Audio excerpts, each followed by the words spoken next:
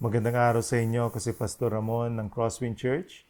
Sa vlog na ito ay aking i-discuss ang next function of the church, ang kerygma or witness. Ang iglesia ng Panginoon bilang saksi ng Panginoong Jesucristo. So bago umakyat sa langit ang Panginoon, right before His ascension, He told His disciples that they will be His witnesses in Jerusalem, in Judea, in Samaria, and to the ends of the earth. Yun ang sinabi ng Panginoong Yesus. Kaya, ayun ay natupad naman. So we know na sa atin din ay binigay ng Panginoon ang tagubili na yon. Tayo ay nananatiling saksi para sa Panginoong Yesus in the way that we share the love of Jesus with others, in the way na tayo ay salt and light, tayong nagbibigay ng flavor o lasa sa mundo by the way we live, and also by our engagement with our community, yung ating circle of influence, yung ating impluensya sa society, tayo rin ay nagiging witness para sa Panginoong Yesus. So sa panahon ng bagong himtang, ng new normal, paano ba tayo nagiging witness para sa Kanya? So makikita natin na tayo ngayon ay ang church scattered. So dahil hindi lahat ng mga iglesia, obviously, ay nakakapag-gather like the way they did in the old normal.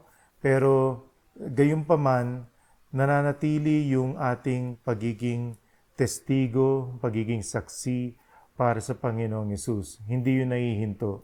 Dahil ang kaharian ng Diyos ay patuloy na lumalawak, patuloy na nag-a-advance o gumagalaw, lumalawak, kaya nga na sinabi ko. Dahil ito ay gawain ng Panginoon. Nung binigay ng Panginoon ang Holy Spirit, ang Espiritu Santo sa kanyang iglesia, ayun ay para magampanan ang ating pagiging saksi, para tayo ay magkaroon ng lakas. Nakita natin yun sa halimbawa ni Apostol Pedro, na 40 days silang sinamahan ng Panginoong Yesus matapos siyang nabuhay magmuli. Pero yung boldness na pinakita ni Pedro nang binigay niya yung unang sermon sa Acts chapter 2, makikita natin na malaki ang pagbabago. At malayong-malayo sa Pedro na disciple ng Panginoong Yesus, na nung ang Panginoong Yesus ay nadakip at nung Panginoong Yesus ay dinala para sa kanyang trial, ay nag-deny sa Panginoong Yesus. Siya yung nagkaila sa Panginoong Yesus. Malayong-malayo yung Pedro na tumayo nung araw ng Pentecost to bear witness of Christ and the events in the ministry of Jesus. At yung audience na yun napakalaki, na sinabi ng Biblia na 3,000 tao ang nadagdag sa iglesia.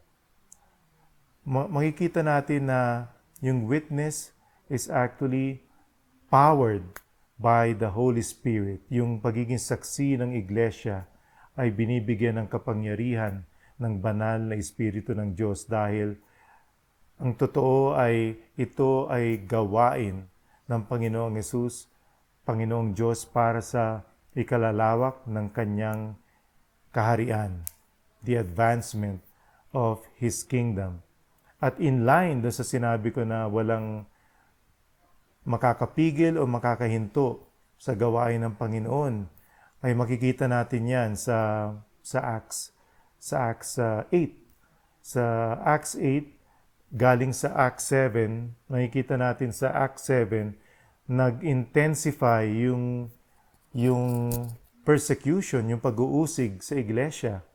Dahil nung nanatili sila ng matagal sa Jerusalem, ay hindi talaga natutupad pa yung sinabi ng Panginoong Yesus na ang iglesia in the persons of the members of the early church, ay hindi pa talaga sila nagiging witness o nagiging saksi para sa Panginoong Hesus sa other parts of the world na sinabi ng Panginoon, sa Judea, sa all of Judea, sa Samaria, and to the ends of the earth. So they were still gathered sa Jerusalem.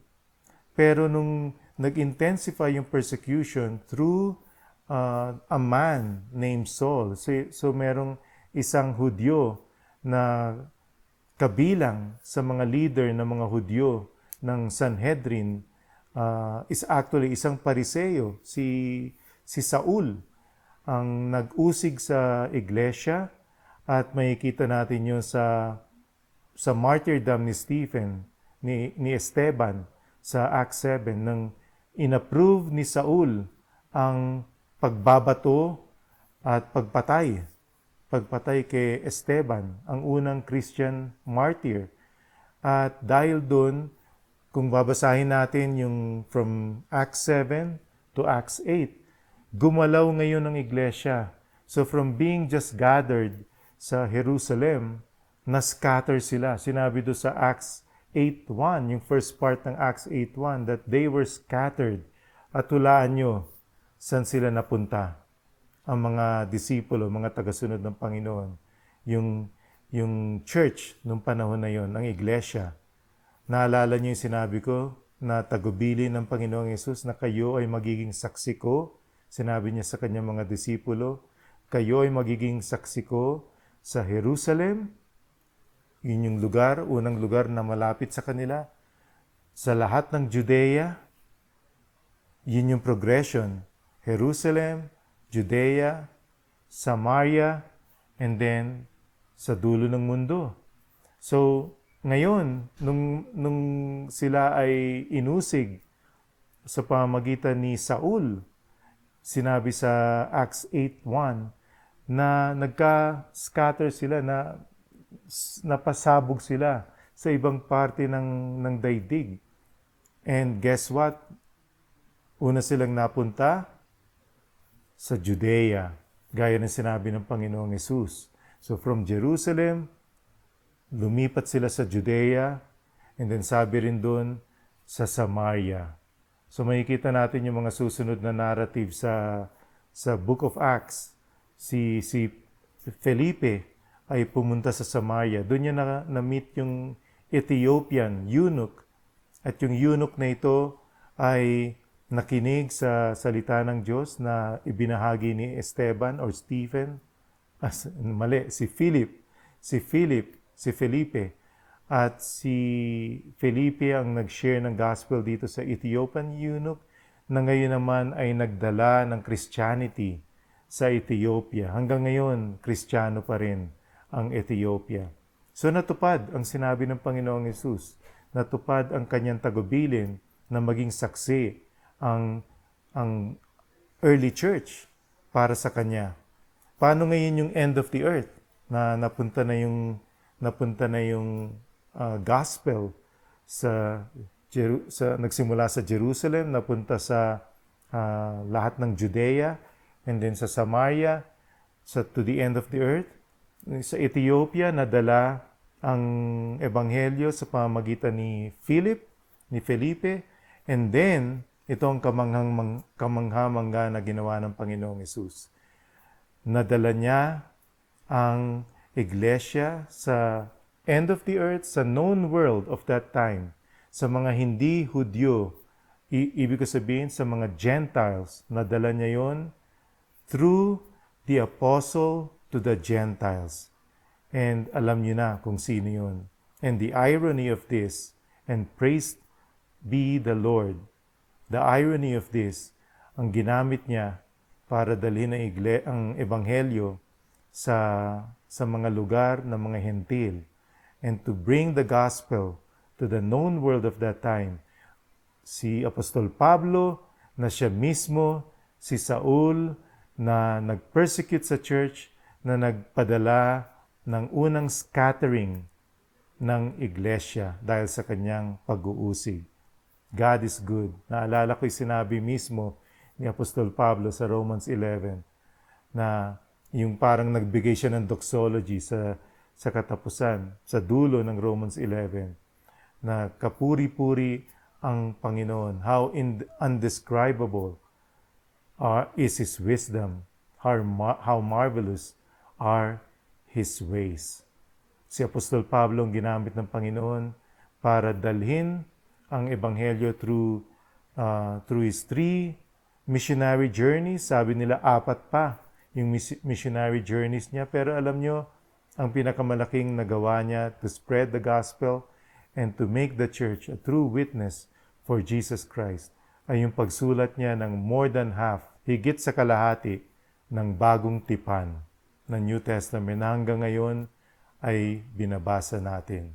Purihin ang Diyos. Kaya yun ang second function ng church, ang ating pagiging saksi. And while we now in the new normal are the church scattered, like the early church, we continue to be witnesses for Jesus Christ.